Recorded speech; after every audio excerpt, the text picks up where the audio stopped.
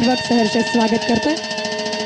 सर्व आमचे महाविकास आघाडीतील महत्त्वाचे पक्ष यानंतर कोविड काळामध्ये त्यांच्या कार्याची दखल वर्ल्ड हेल्थ ऑर्गनायझेशनने घेतली असे माजी मुख्यमंत्री पक्षप्रमुख सच्चे शिवसैनिक आदरणीय उद्धवजी बाळासाहेब ठाकरे साहेबांना विनंती करते, आपण या विराट सभेला संबोधित करा। सगळ्यांनी घोषणा द्या। छत्रपती शिवाजी महाराज की जय भवानी। शिवसेना प्रमुख माननीय बाळासाहेब ठाकरेंचा उद्धव साहेब तुम आगे बढ़ो, उद्धव साहेब तुम आगे बढ़ो।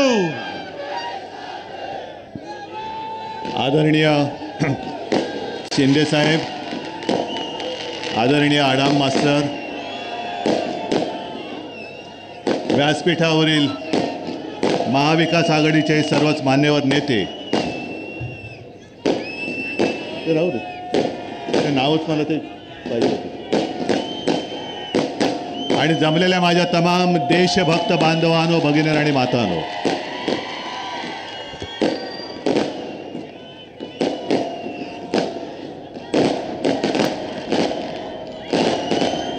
प्रणिती तुझी 4 जूनची तयारी जोरात आहे।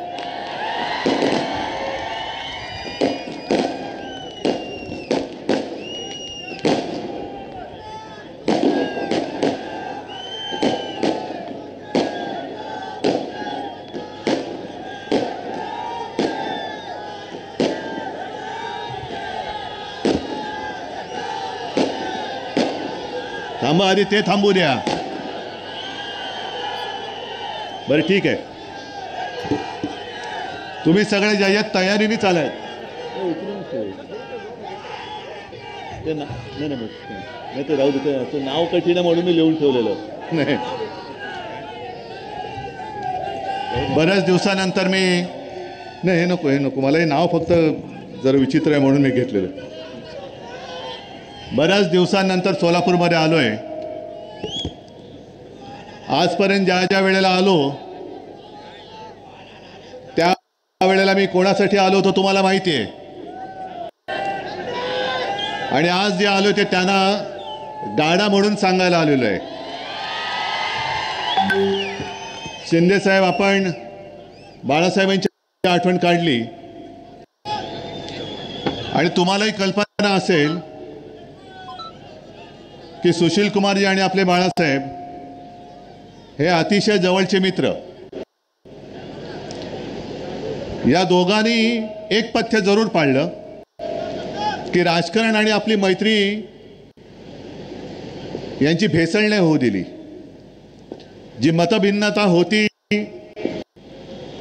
ती बाळासाहेबांनी पण आणि सुशील कुमारजींनी पण न लपवता सगळ्यांसमोर मांडली, आणि मैत्री पण जपली। हल्ली कोणाला मित्र म्हणायचं पाठ सांभाळावी लागते, कारण हल्लीचे मित्र हे सगळे पाठीत वार करणार आहेत। तुमच्याकडे भाकड जनता पक्षाचे नेते येऊन गेले, बरोबर आहे ना? कारण शिवसेना प्रमुख त्यांना काय म्हणायचे? कमळाबाई। आणि कमळाबाईचे एक नेते नरेंद्र मोदीजी येऊन गेले। सध्या सगळीकडे फिरतायत, महाराष्ट्रभर फिरतायत, देशभर फिरतायत, आणि लोकांच्या कोपऱ्याला गुळ लावण्याचं काम जोरात चालू आहे। 14 सालापासून कोपऱ्याला गुळ लावतायत। आता कोपऱ्याला गुळ कसा लागल्यानंतर काय होतं? धड चाटतं पण येत नाही, आणि गोळ्या म्हटलं ती काढता पण येत नाही। 14ला लावला होता 19चा गोळ, 19ला लावला 24चा, आता डायरेक्ट 2047।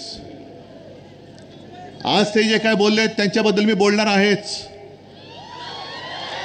नाही, नकली सेना बोलल्यानंतर मी काय सोडतोय असं वाटलं काय त्यांना? पण उद्या मोदीजी धाराशिवला येत आहेत, म्हणजे त्यांच्या लेखी उस्मानाबाद, कारण अजूनही आपण नामांतर केलं, त्यांनी नाही केलं, पण मोदीजी उद्या तुम्ही धाराशिवला येत आहे। एक तर माझी जाहीर मागणी आहे की तुम्ही जसं समुद्राच्या तळाशी जाऊन एक नाटक करून आला होतात द्वारका द्वारका म्हणून, आम्ही जय श्रीराम म्हणतो, आम्ही जय श्रीकृष्ण बोलतो, आम्ही बजरंग बली की जय बोलतो, पण उद्या धाराशिवला येत आहे तर माझ्या भवानी मातेच्या मंदिरात दर्शन घेऊन या. आणि मोदीजी, तुम्ही धाराशिवला येतच आहात, आजपर्यंत कधी तुम्ही भवानी मातेचं दर्शन घेतलं नाही.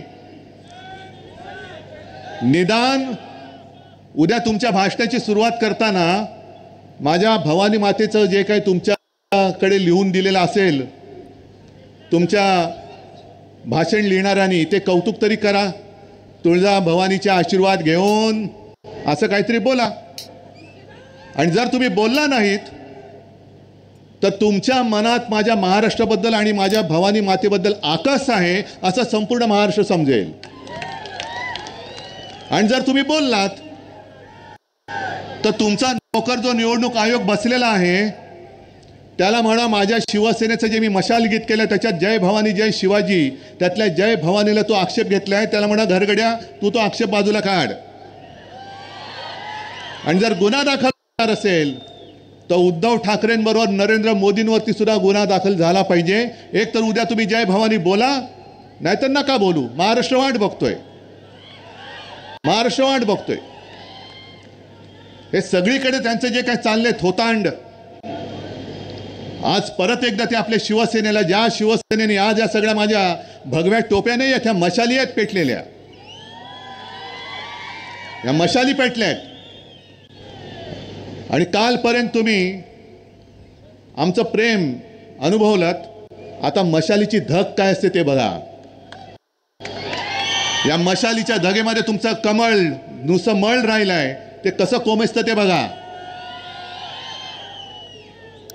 आणि तुम्ही कोण आम्हाला सर्टिफिकेट देणार आहे? अहो, जेव्हा शिवसेनेचा जन्म झाला 66 साली, शिवसेना प्रमुखांनी भूमिपुत्रांच्या न्याय हक्कासाठी, म्हणजे मराठी माणसासाठी आणि मराठी अस्मितेसाठी, महाराष्ट्राच्या अस्मितेसाठी शिवसेनेला जन्म दिला, तेव्हा मोदीजी एक तर तुम्ही कुठेतरी हिमालयात असाल किंवा कुठल्या तरी रेल्वे स्टेशनवर असाल. नाही, नक्की तुमचं काहीच कळत नाही आम्हाला. आणि आज तुम्ही आमच्याकडे येऊन ज्या शिवसेना प्रमुखांनी काळात, म्हणजे अटलजी तेव्हा तुम्हाला कार्यक्रमाच्या टोपलीत टाकायला निघाले होते, राजधानी होगा असं म्हणून तुम्हाला उचलून फेकत होते. केराच्या टोपलीत जर का गेला असतात तर मोदीजी 10 वर्ष तुम्हाला जी भोगायला मिळाली ती भोगायला मिळाली नसते. आणि तुमच्यासाठी आज तमाम शिवसैनिकांनी, जसं प्रणिती तू बोललीस, सोलापूरकरांनी, अख्ख्या महाराष्ट्राने, अहो काय गंमत आहे 48 पैकी 42 खासदार निवडून देण्याचं. पण शिवसेना बरोबर होती म्हणून तुम्ही त्या तख्तावरती बसला. आता शिवसेना तुमच्या सोबत नाही, त्या तख्तापर्यंत तुम्ही पोहोचू शकत नाही, पोहोचू देणार नाही. आणि संकट काळामध्ये मदत करणाऱ्या शिवसेनेला तुम्ही नकली शिवसेना म्हणता. अहो, तुमच्या भारतीय जनता पक्षाचा भाकड आणि भेकड जनता पक्ष झालेला आहे. प्रत्येक ठिकाणी माणसं पैसे देऊन गोळा करावे लागत आहेत. इकडे मी तुम्हाला सगळ्यांनी विचारतो, एक तरी माणूस कोणी भाडकव आहे काय? तुम्ही स्वतःहून आलात ना, स्वतःची पदरमोड करून आलात ना. बघा मोदीजी, असं प्रेम, याला प्रेम म्हणतात. आज जणू काही देशातले सगळे पक्ष प्रश्न संपलेले आहेत आणि फक्त महाराष्ट्रामध्ये शिवसेना हाच आपला दुश्मन आहे. नाही, टरबूजाचं काय करायचं तुम्हाला माहिती आहे? अरे पण टरबूज असताना ते उन्हाळ्यात कामी तरी येतं. हे दुष्काळात 13वा महिना आहे आणि टरबूज नाहीच आहे. ते दिवाळीमध्ये काय चिरडता तुम्ही? चिराट. मग आले तेव्हा टरबूज होते, आता पाव उपमुख्यमंत्री झालेत की नाही चिराट? मग होता केवढा, झाला केवढा. पण असं हे सगळीकडे यांचं चाललेलं आहे थापेबाजीचं. अहो मोदीजी, तुम्हाला ही आमची कडवट देशाभिमानी हिंदुत्ववादी शिवसेना नकोय. तुम्ही कोणाचा प्रचार करतात माहिती आहे तुम्हाला? काल रत्नागिरीमध्ये मी बोललो, की 14 साली आणि 19 साली मोदीजींबद्दल आम्हालाही अभिमान होता. काय ती छाती, काय ती दाढी, एक अकेला सब पे भारी. आता एक अकेला सब पे भारी, आजूबाजूला भ्रष्टाचारी. कुठून ही अवदसा सुचली तुम्हाला काय कळत नाही आम्हाला. पण मुद्दा म्हणून आम्ही जरा 2 वेळा कागद पडत होता तरी सुद्धा हातात ठेवल्या कारणे नाव जरा विचित्र आहे.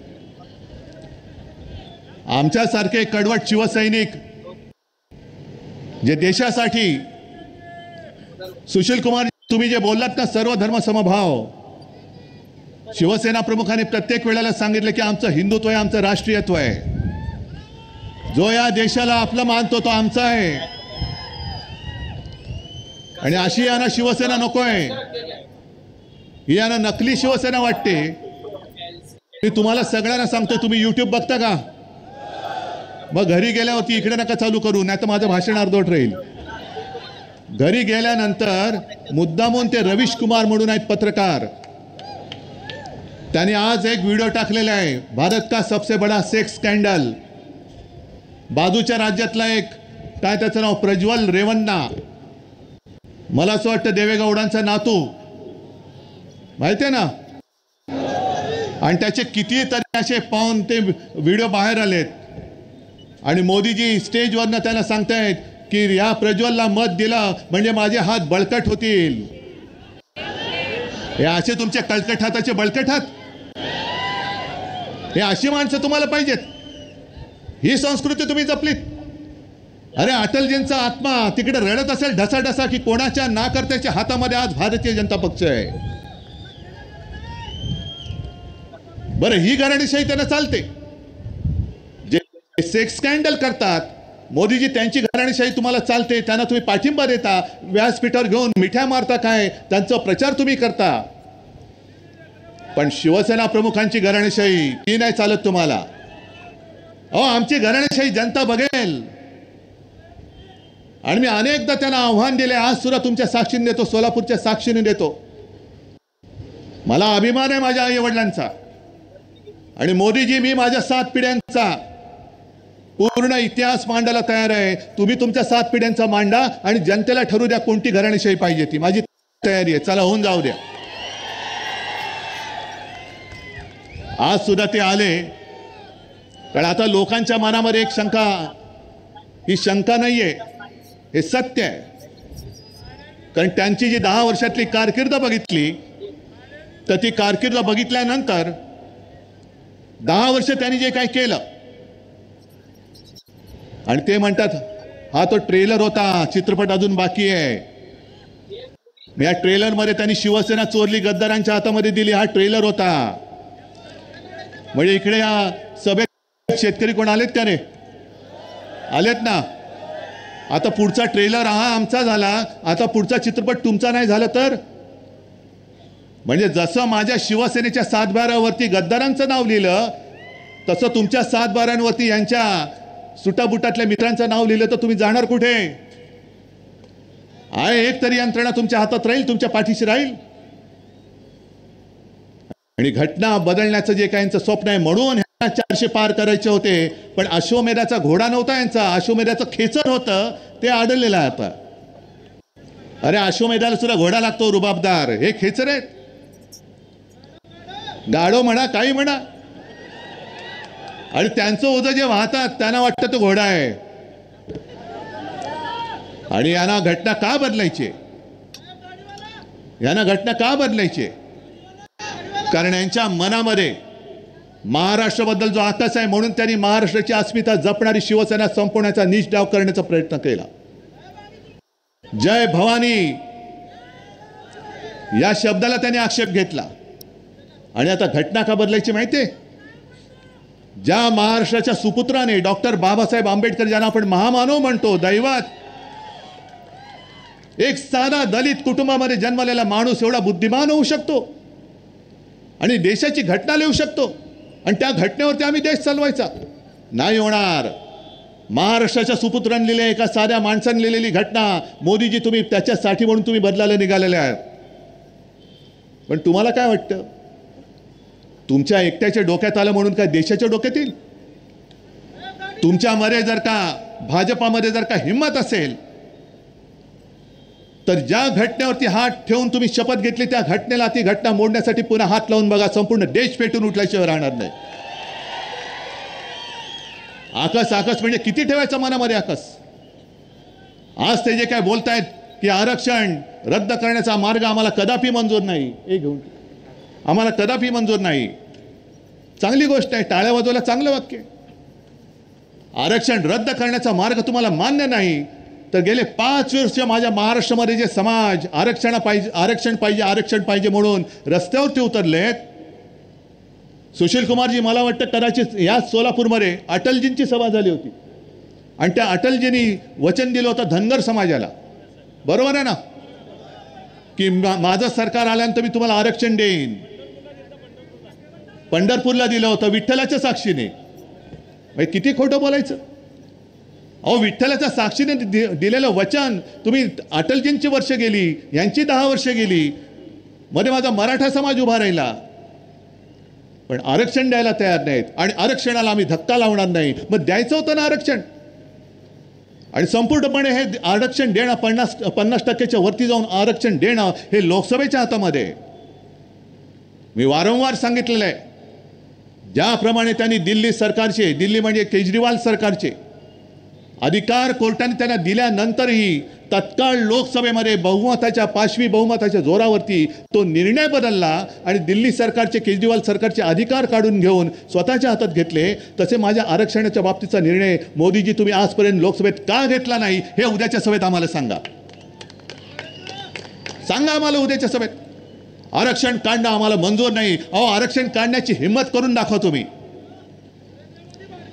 लोकांच्या मनामध्ये जी भीती आहे ती हीच भीती आहे की हे घटना बदलायला निघालेत. आरक्षणाचं, आमच्या न्याय हक्काचं काय होणार. आणि महाराष्ट्राच्या सुपुत्रांनी, महामानव डॉक्टर बाबासाहेब आंबेडकरांनी लिहिलेली घटना, अरे त्यांच्या पोटामध्ये जे मुरडा उठतो तोच आहे की साध्या कुटुंबात जन्मलेला माणूस हा एवढा बुद्धिमान कसा होऊ शकतो. त्याला लोक दैवत मानतात. मी किती वेळा सांगतोय की तो अवतार हे सांगतो, पण मला अजून देव मानत नाही, पण बाबासाहेबांना दैवत मानतायत. या सगळ्या गोष्टीचा विचार केल्यानंतर मला काही जण विचारतात, जसं एक 4 दिवसापूर्वी मुंबईत वर्षा गायकवाड आली होती घरी.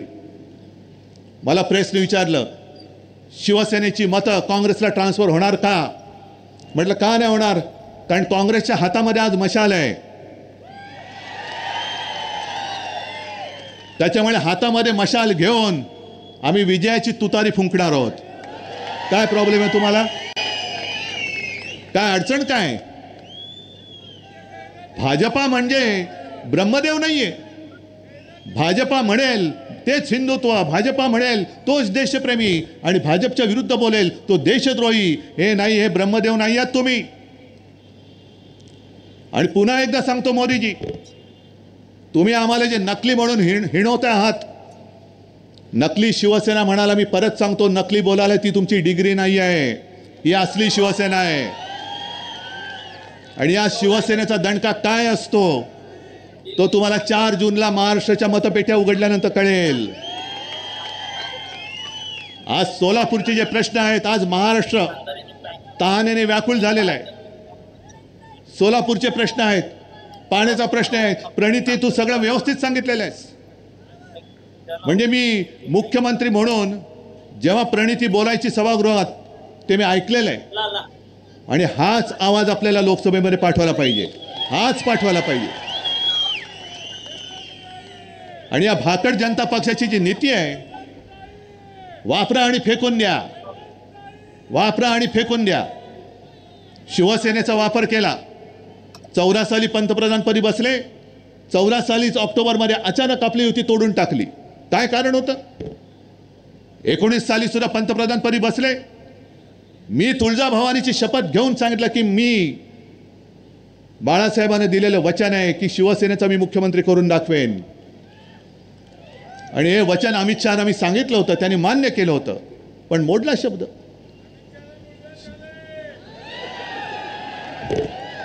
जाऊ दे बाबा, दवाखाना कुठे असेल तर तुम्हीच दाखवा. पण त्यांनी शब्द मोडला. म्हणजे वापरायचं आणि फेकून द्यायचं.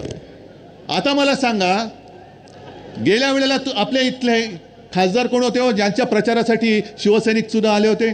कोण होते स्वामी? आता कुठे आहेत?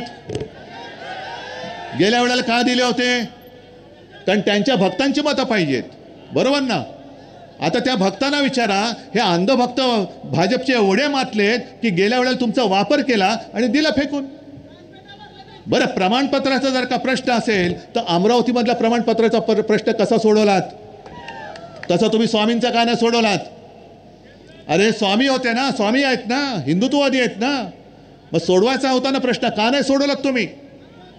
पण वापरा आणि फेकून द्या. त्या स्वामींना सुद्धा कळलं असेल की काय अघोर पाप माझ्याकडनं घडलेलं आहे आणि स्वामीजी तुम्हाला मी जाहीर सांगतोय, आता तुम्ही तुमच्या शक्तीने याला शाप देऊन टाका. द्या शाप यांना.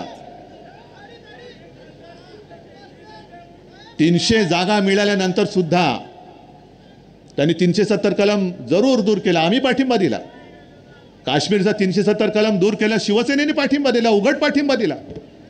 पण 370 कलम काढल्यानंतर सुद्धा अजूनही काश्मीरी पंडित काश्मीरमध्ये का जाऊ शकत नाहीत? अरे काय सगळे माहिती आहे अपडेट तुमच्याकडे, अप टू डेट. अरे तुमच्याकडनं आम्हाला शिकलं पाहिजे बऱ्याचशा गोष्टी. नाही हे बोलतात ते काय अगदीच काय खोटं नाही आहे. कारण ते गाणं आहे ना, ये पब्लिक है सब जानती है. आम्हाला वाटतं आम्ही शहाणे आहोत, पण आमच्यापेक्षा तुम्ही कित्येक पटीने जास्त हुशार आहात. थांबा थांबा थांबा थांबा.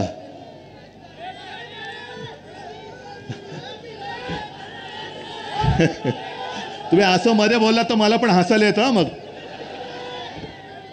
बरं ठीक आहे. तुम्हाला मगाशी तुम्ही कोणावरती बोललात? काय ते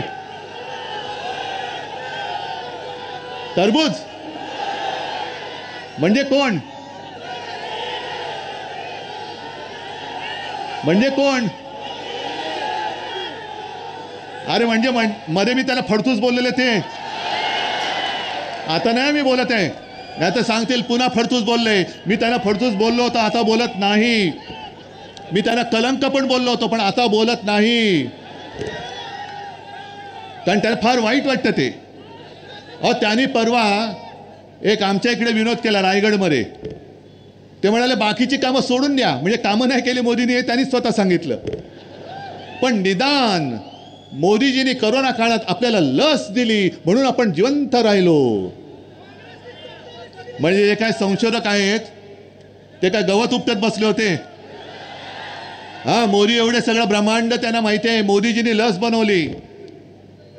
आम्हाला अभिमान आहे की लस जी बनली ती माझ्या महाराष्ट्रामधल्या पुण्यामध्ये बनलेली आहे, पुनावाल्यांनी बनवलेली आहे आणि तिथून मोदीजींनी तिकडनं घेतली.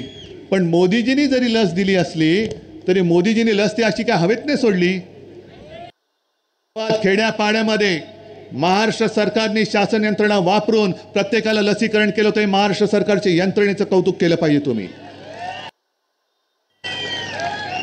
आणि महाराष्ट्र कसा वाचला माहितीये? करोना काळामध्ये देशात नंबर 1चा मुख्यमंत्री म्हणून माझा उल्लेख झाला होता. पण तो नंबर 1 माझा नव्हता, नंबर 1 तुमचा होता. कारण मी जे जे तुम्हाला सांगितलं ते तुम्ही ऐकलत ना. म्हणजे खरं लोकांना वाटत होतं हा हे बोलतायत कठीण आहे, कसं काय लोक ऐकणार. तोंडाला मास्क लावा, घरी पडू नका, 2 हात दूर राहा. मी जे जे सांगितलं ते तुम्ही ऐकलत म्हणून आणि म्हणून महाराष्ट्र वाचला. मोदीजी तुमची लस नंतर तुम्ही लस दिलीच नाही. लस माझ्या महाराष्ट्रामध्ये बनली. पण ती लस मिळवण्यासाठी सुद्धा महाराष्ट्र सरकारला केंद्राकडे किती विनवण्या करायला लागल्या. आधी लोकांना जमवल्यानंतर लक्षात यायचं की अमुक एका केंद्रावरती एवढी लोक आलेत पण तेवढा लसचा पुरवठाच होत नाहीये. मग केंद्राला सांगितलं, केंद्र सांगायचं थांबा जरा, आधी आम्हाला इकडे देऊ द्या, आधी आम्हाला तिकडे देऊ द्या. हे सगळे तुम्ही सगळे चाळे केलेत.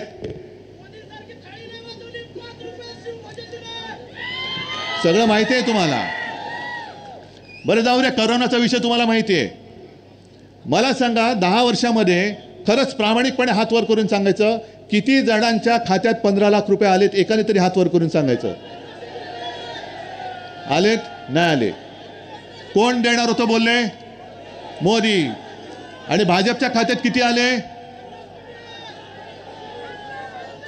निवडणूक रोख्यातून किती आले? मोजायच्या पलीकडे आहेत. 8-10 हजार कोटी. मग आजचे दिन कोणाचे आले? आणि पुन्हा आणखीन देणार परत त्यांना मत. आता आणखीन एक गोष्ट सांगतो. निवडणूक रोख्यांचा घोटाळा हा जगातला सगळ्यात मोठा घोटाळा आहे असं कोण बोललं तुम्हाला माहिती आहे? निर्मला सीतारामन ज्या अर्थमंत्री होत्या त्यांचे पती प्रभाकर परकला प्रभाकर त्यांनी सांगितलं की निवडणूक रोखे हा जगातला सगळ्यात मोठा घोटाळा आहे आणि त्यांनीच त्याला नाव दिलंय मोदी गेट. अहो मोदीजी, तुमच्या मंत्र्यांचे पती बोलतायत, आता पाठवा ना ईडी त्यांच्याकडे, पाठवा ना त्यांना तुरुंगामध्ये. आणि त्याच्या पलीकडे जाऊन सांगतो, जर कोर्टाने हा घोटाळा उघड केला नसता, आणखीन 10,000 कोटीचे रोखे छापून तयार ठेवले होते, आणखीन देश लुटायला यांनी तयार ठेवला होता. कोरोना काळामध्ये PM केअर फंडाच्या नावाने जो लाखो करोड रुपयांचा घोटाळा केला तो वेगळाच आहे, तो वेगळाच आहे, त्याच्याबद्दल कोणी विचारायचं नाही. हा म्हणे प्रायव्हेट फंड आहे. प्रायव्हेट म्हणजे काय? PM म्हणजे कोण? आणि उद्या पंतप्रधान मोदी नसणार आहेत, मग तो फंड कोणाकडे जाणार आहे? आणि प्रणिती, तू जे काय बोललीस की इथल्या शहरातल्या लोकांना सुद्धा टॅक्स CBI एक 4 जून पर्यंत थांबा, हे सगळ्यांचं आपल्या हातामध्ये येणार आहे. 4 जून पर्यंत थांबा. आणि हातात येणारे नाही, तुम्ही सांगायला पाहिजे की आम्ही हातात घेणार आहोत. जर मी तुम्हाला आज सांगितलं की कधीतरी या भारतीय जनता पक्षाचे फक्त जे 2 खासदार होते, कोणाला तरी स्वप्नात वाटलं होतं 300 खासदार येतील? 300 खासदार येतील वाटलं होतं? मग 2चे 300 होऊ शकतात. हे कोणी केले? तुम्ही, आम्ही आणि जनतेने केले. मग जे 2चे 300 करू शकतात ते 300चे पुन्हा 2 नाही करू शकत? आणि 2 खासदार तर आलेच पाहिजेत. 2 खासदार तर आलेच पाहिजेत. कोण 2? हे जे 2 फिरतायत दादागिरी करत, हेच 2 आले पाहिजेत. आणि त्यांच्यासमोर सुशील कुमारजी संपूर्ण आपलं इंडिया आघाडीचं सरकार बसलं पाहिजे. तमाम जे काय खासदार असतील, काय असतील 500-550, त्यातले 2 वजा करा आणि बाकी संपूर्ण इंडिया आघाडीचे खासदार आले पाहिजेत. पण आजपर्यंत आम्हाला असं जे वाटत होतं की देशाला जर का मजबूत करायचं असेल तर एका हाती सरकार पाहिजे.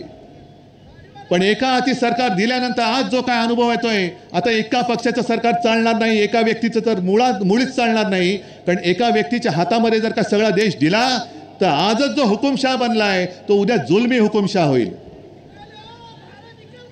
तुम्ही आमच्यावरती जे टीका करता की इंडिया आघाडीचे जे चाललंय की दरवर्षी पंतप्रधान बदलायचा, अहो दरवर्षी पंतप्रधान बदलायचा, हे तुम्हाला कोणी सांगितलं? बरं, बदलायचे की नाही बदलायचे ते आम्ही ठरवू ना. पण पुढची 50 वर्ष मीच एकटा पंतप्रधान पाहिजे, मैं और मेरा परिवार, म्हणजे मी आणि माझी खुर्ची, बाकी कोणीच परिवारामध्ये नाही. ही एकाधिकारशाही आम्ही या देशात चालू देणार नाही, अजिबात चालू देणार नाही. आणि आम्हाला देशामध्ये सरकार पाहिजे, होय मजबूत सरकार पाहिजे, पण देशातल्या सर्व राज्यांचा मान ठेवून एकत्रितपणे सगळ्यांना घेऊन सबका साथ सबका विकास, सबका साथ आणि दोस्तों का विकास करणारं सरकार नको आहे, सबका विकास करणारं सरकार पाहिजे. जसं अटलजींनी चालवलं होतं सरकार, नरसिंहराव त्यांनी चालवलं होतं, मनमोहनजींनीच चालवलं होतं, सगळे होतं ना. NDA तेव्हा NDA होता, त्याच्यानंतर मला वाटतं UPA होता. सुशील कुमारजी तुम्ही गृहमंत्री होतात, तेव्हाही सरकार चाललेलं होतं. मग सगळ्यांचं मिश्र सरकार हे उत्तम देश चालू शकत असेल तर आज देशाला मला असं वाटतं अशा संमिश्र सरकारची गरज आहे, हुकुमशाहीची गरज नाही आहे. नको आहे आम्हाला हुकुमशाह. नाही त्याची तर तुम्हीच हजामत करणार, मी कशाला घेऊ? मी चोरांवरती बोलत नाही, गद्दारांवरती बोलत नाही, ज्याला दिल्लीवरनं चाव्या दिल्या जातात त्यांच्यावरती तर अजिबात बोलत नाही. पण आता तुम्ही सगळ्यांनी मला जरा एक जोशात सांगायला पाहिजे. मी मुद्दामून आलोय प्रणितीला, मला माहिती नाही मी किती तिच्यापेक्षा मोठा आहे वयाने. सुशील कुमारजी मला आशीर्वाद देतात पण प्रणिती, मी तुला वयाच्या याने आशीर्वाद द्यायला आलोय, हो आशीर्वाद द्यायला आलोय. प्रणिती, तुला मी तुझा मोठा भाऊ म्हणून शुभेच्छा द्यायला आलोय, हो तुला शुभेच्छा द्यायला आलेलो आहे. आणि हे सगळे माझे तुझे सगळ्यांचे मोठे भाऊ, छोटे भाऊ, बहिणी, माता भगिनी इकडे बसलेले आहेत. हे सगळे इकडे तुला आशीर्वाद द्यायला आलेले आहेत. आणि आशीर्वाद नुसते शाब्दिक नकोय. हे जे काय मला माहित नाही उमेदवार समोरचा कोण आहे, बाहेरून पार्सल आणले म्हणतात. म्हणजे सगळं काही इकडनं जे बाहेर नेत आहेत, महाराष्ट्राचे उद्योग बाहेर नेत आहेत, पण कांद्यावरती निर्यात बंदी अजून आहे. तशी आता ही इथली जे काही बाहेरनं आलेले उमेदवार आहेत त्यांची निर्यात करून टाका. परत देऊन टाका. त्याच्यानंतर जे बाहेरची पार्सल जी येतात इकडे ना, त्यांना सांगा इकडे सोलापूरकर समर्थ आहेत. सोलापूरचा जो माणूस आहे तो अस्सल सोलापूरकरालाच यावेळेला निवडून देणार. आणि सुशील कुमारजी, तुमची कारकीर्द, तुमच्यावरती प्रेम करणारे असंख्य इकडे सोलापूरकर आहेत. आडाम मास्तर इकडे आलेले आहेत. मला आत्ता मगाशी भैया देशमुख भेटले, ते सुद्धा पाठिंबा द्यायला आलेले आहेत. सगळेच सोबत आलेले आहेत. राष्ट्रवादी आहे, आप आहे, सगळेजण एकत्र आल्यानंतर मला प्रणितीचा विजय नुसता साधा सुद्धा नकोय. तुम्ही मला हात वर करून सांगायला पाहिजे की समोरच्याचं डिपॉझिट जप्त करून आम्ही प्रणितीला विजय करून देणार. आहे ठरलं सगळ्यांचं? नक्की. मग विजयाच्या सभेला येऊ. चला, माझं वचन आहे, विजय झाल्यानंतर सुद्धा मी तुमच्या दर्शनाला आल्याशिवाय राहणार नाही. पण तत्पूर्वी प्रणितीला विक्रमी मताधिक्याने निवडून द्यायचं काम, ते पुण्य काम तुम्ही कराल ही खात्री बाळगतो आणि आपली रजा घेतो. जय हिंद, जय महाराष्ट्र. आदरणीय उद्धव साहेब, शिवसेना पक्षप्रमुख उद्धव साहेब, देशाला आपल्या नेतृत्वाची गरज आहे. सोलापूर मुंबईमध्ये उमेदवार आझाद मैदानावर प्रणिताई शिंदे यांना व महाविकास आघाडीला आदरणीय उद्धवसाहेब ठाकरे, आदरणीय शरदचंद्रजी पवार साहेब आणि आदरणीय नानासाहेब पटोले व देशाचे नेते आदरणीय सुशीलकुमारजी शिंदे साहेब